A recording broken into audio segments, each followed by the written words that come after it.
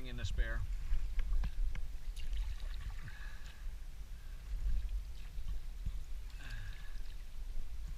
Even if it just lasts 15 minutes, I'll edit it and post it, and people will get a sense of how deep the water is. And I'm sure we'll see some more trailers along the way that are half buried in water.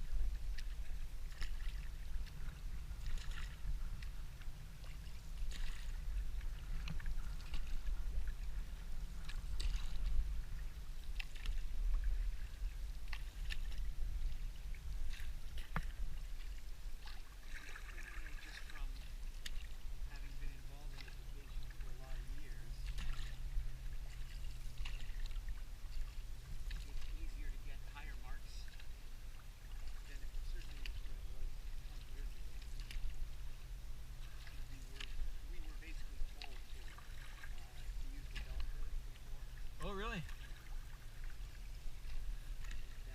We weren't told specifically, but we were told, your class average should be somewhere in the 67 to 72 range. Oh, yeah. Something like that. And, Was it up to you still? Because there are times where you've just got a great class and you do your regular tests and you get most everyone in the 80s and 90s. And I know there's going to be years where you've just got a bunch of dummies who, out of the whole class, you get 2 90s and a bunch of 70s and a bunch of 60s. And it's not like you've changed a whole lot, it's just they can't understand or... now, there's no such thing as an upper limit. What does that mean? It's great if you've got a class average of 82 or 85. That's great, but why do you have 2 failures? And you've got to justify failing for it. It would kind of, for the most part, you don't even give them marks all the way along. Yeah, well, for a while it seemed like there was no such thing as a fail. All they had to do was hand something in and they get a pass. You're right, and that's basically the way it is. But what do you do when the kid doesn't hand anything in? There's not much you... The onus comes back on the teacher, believe it or not. Oh, really? Where you have to justify why they haven't been successful. Well, couldn't you use other methods of evaluation? Couldn't you have interviewed the student? Ah. Sort of thing. It's a talk of that. But I remember when I was in high school, for example, I went to Photo High School, and we had grade 13 in those days, and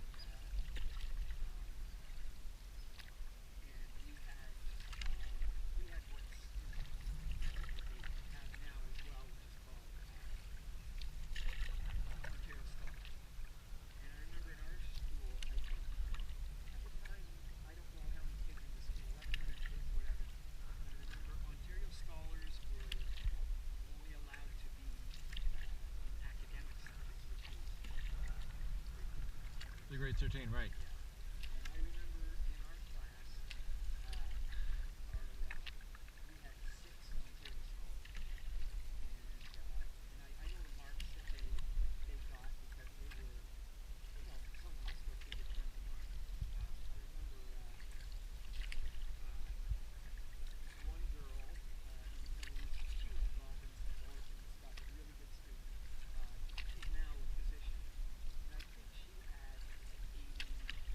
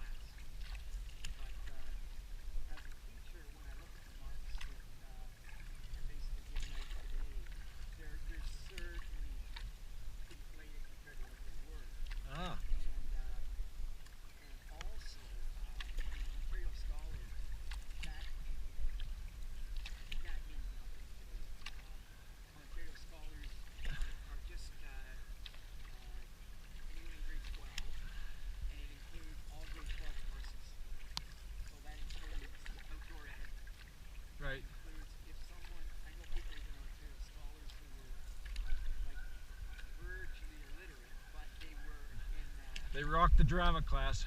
Yeah, or they did like a 4-period co-op. Oh yes. Where maybe they were good, with welding or whatever. Yeah. And Sweeping up a construction site. well, that's right. And you can imagine for an employer in co-op, like they say, yeah, this would be great. Yeah. Yes. We were there all the time. So, the kid's getting a 95 average for one semester because he's there for 4 days for a 4 period. Right. So, Yeah, we have a co-op student at the funeral home, and she's like that. Just amazing kid. yeah. But I don't know if she's amazing at her other subjects. No. And you're just, judging her based on what she's doing in the co-op. But you met Mark. Well, what's a Mark? Well, you fill out the rubric and you say, excellent. And Yes. as a co-op teacher, it's our job to then convert that to a mark, Yes. which is it's very subjective as well. Hey, a cooler. Want to rescue that? Check it out. It may not last, but Take it down if it's not damaged or anything, it might be worth hanging on to. Yeah, we've had probably 10 co-op students over the years at the different funeral homes I've worked at, and she is the best ever. And so it's the first time I ever did it, but I called the school, asked if I could nominate her for co-op student of the year or something like that, and they said we don't have that, but we have co-op student of the month. And so she got her name on the big bulletin board in front of the school,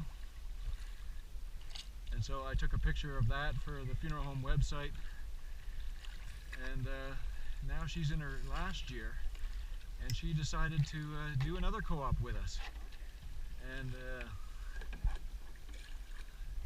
I said to her, like, Christina, I love you, but it really might be beneficial for you to do a co-op at another funeral home so that you learn different ways that other people do things, because although I do things the way I do them because I think they're the best, you're going to meet other people who feel the same about other ways, and it's better for you to learn more. So it's missing a hand. Okay. All right, let's leave it for the river.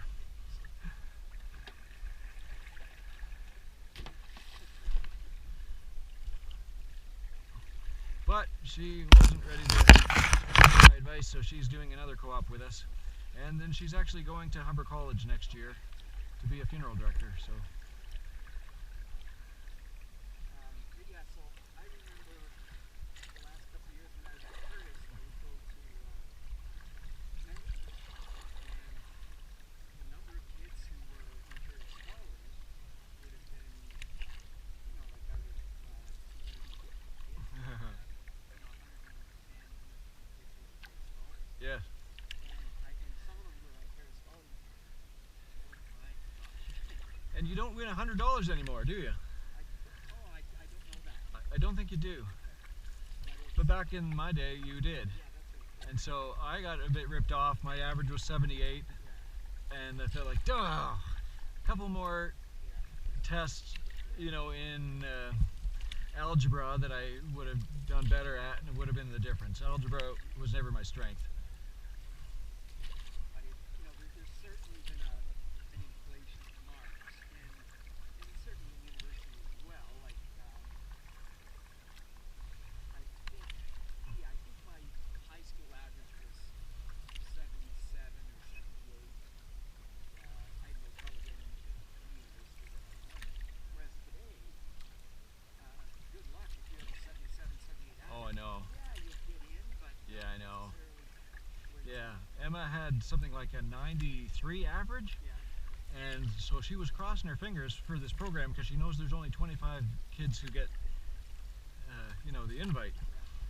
And so she got it, and then now she's dating Graham.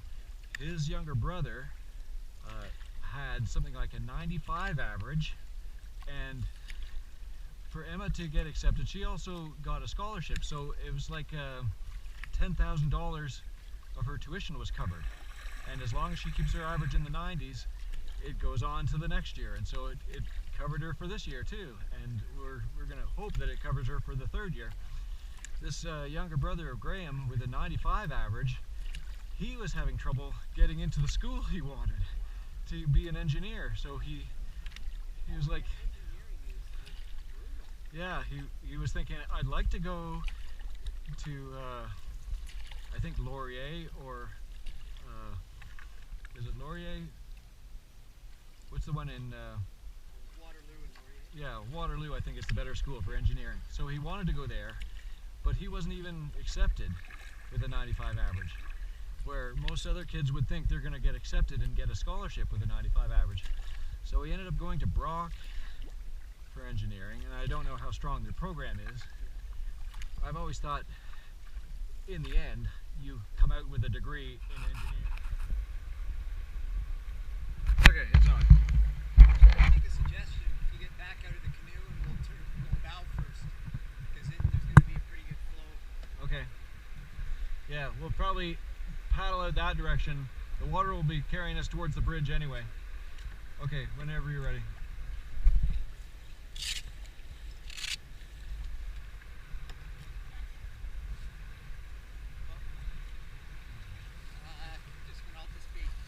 What? Why don't I spin us around so we're going forward? Oh, okay. Because it's pulling us that way anyway. Yeah. Okay, I can hang on to the tree to help you get in.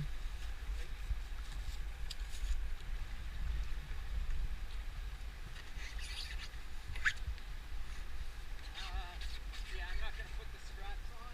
Yeah, take your time. Because I'm going to... Okay. You might not even need the straps. No, but I'm just thinking of crouching. That's not enough, is it? Lean back and let me see. Well, I think it's about the same. Actually, you're shorter leaning forward. yeah, I think The bag pushes you up higher. yeah.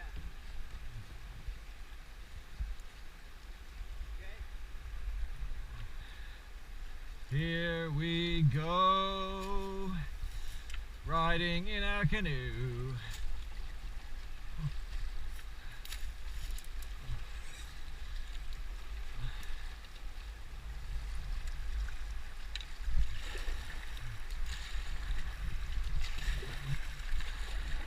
Yeah, that's good. You draw, I'll paddle forward until we get to a place where we can turn quick. Yeah. We want to go for the second one, right? Yeah. Okay, let's just ride on through. That's better for the further left we go. Okay, give me second gear and lean down.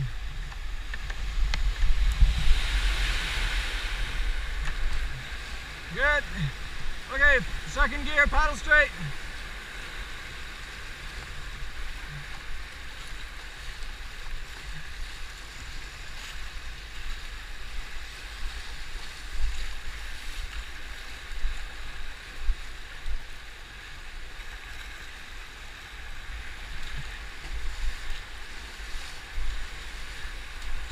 Up ahead here, I'm going to be turning a bit to the right, but you just keep paddling straight.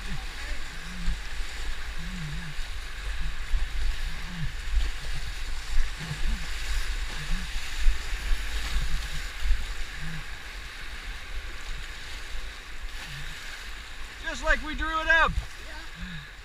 Yeah, you're right, and then it goes flat down here. Nice, that was lovely. We're not right out of it yet. No. Give me some power still.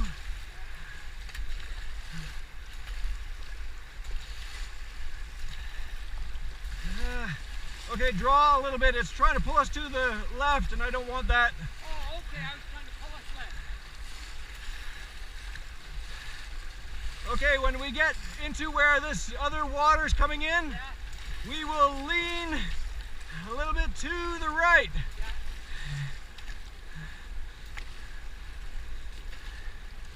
It's really gushing there. Okay, never mind. It's not gonna give us any trouble.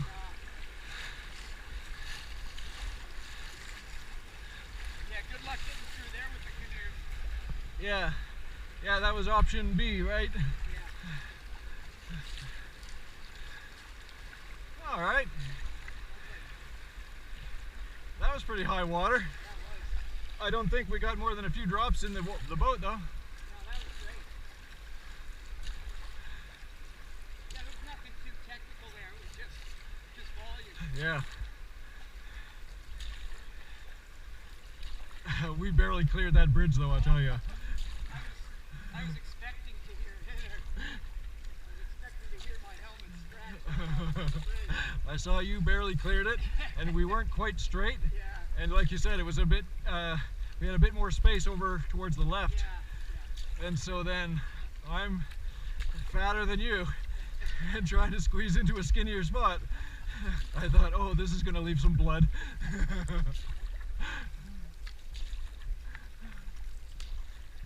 that look interesting on the GoPro. Yeah.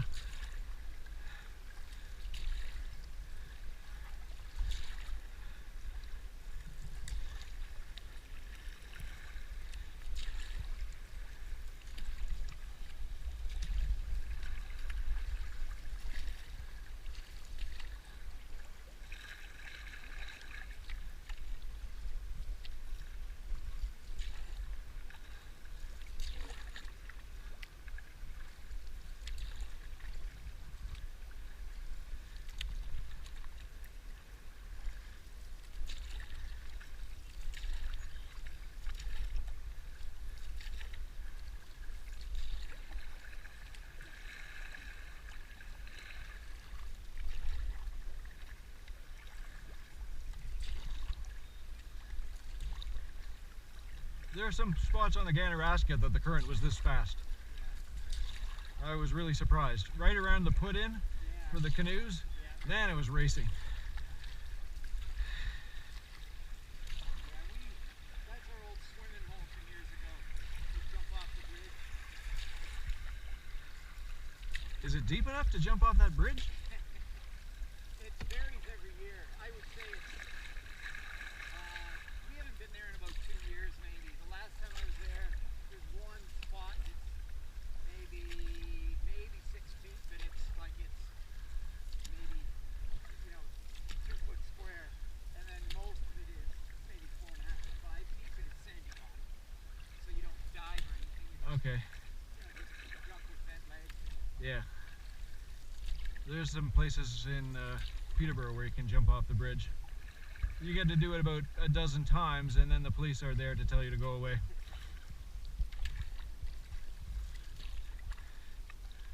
Okay, I think we could probably just sit on our seats now. Save our knees.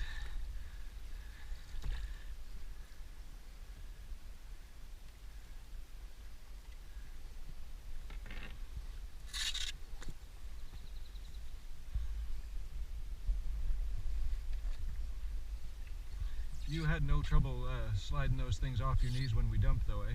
No. There was No, one. I must admit, I think I jinxed us because just before we set out, I loosened them just a little bit. Oh.